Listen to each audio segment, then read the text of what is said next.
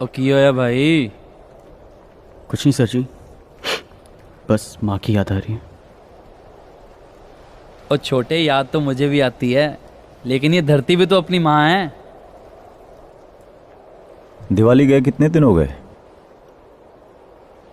4-5 दिन हुए होंगे साहब जी। क्यों, क्या हुआ साहब जी? नहीं नहीं, कुछ नहीं, ऐसे ही। बेटे का अपने हाथों लिखा खत आया था। कह रहा था कि पापा, इस दिवाली बम दुश्मन के साथ नहीं, हमारे साथ फोड़ना। बड़ा ही स्वीट है जी। हाँ। देखो, रब ने चाहा तो अगली दिवाली घर पर ही मनाएंगे।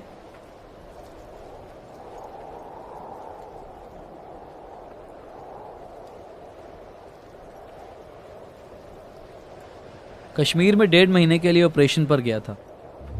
लौट कर आया तो मालूम पड़ा कि मेरी बेबे मर चुकी थी। तब से मैं इसी माँ की सेवा कर रहा हूं। तेरी तो फिर भी 2 माएं हैं।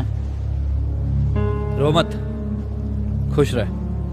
तू फौजी है और फौजी कभी रोता नहीं है। बस यही सोच, इसी सोच की वजह से लोग हमें इंसान नहीं पत्थर समझते हैं। फौजी के दिल थोड़ी होता है। कौन कहता है? कुछ चीज है जो धड़कती।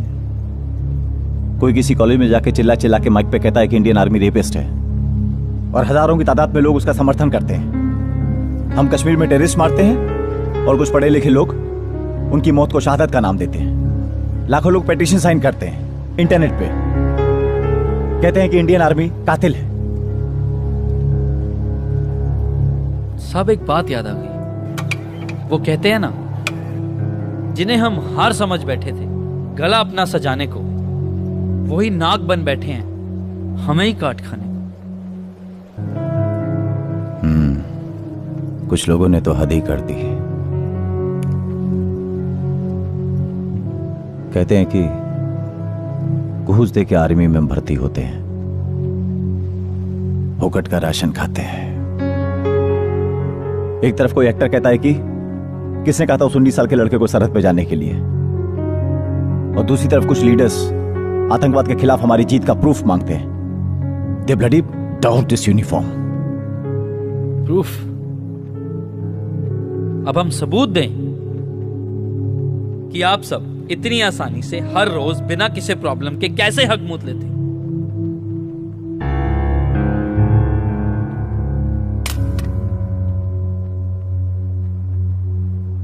किसके लिए हम यहाँ खड़े हैं?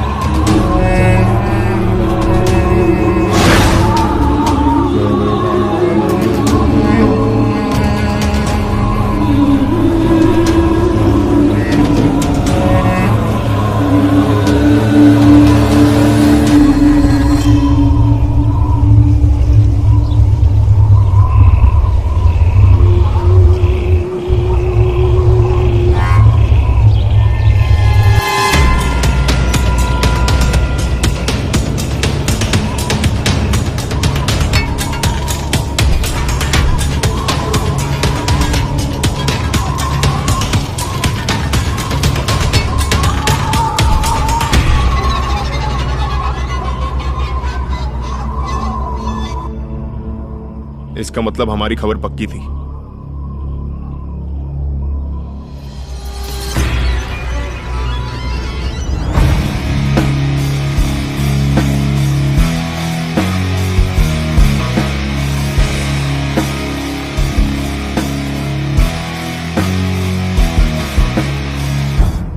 वीर जी, सरहद वाली माँ हो या घर वाली माँ, किसी एक माँ को तो बलिदान देना ही पड़ता है।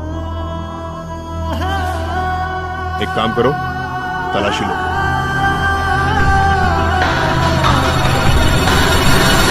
भारत माता की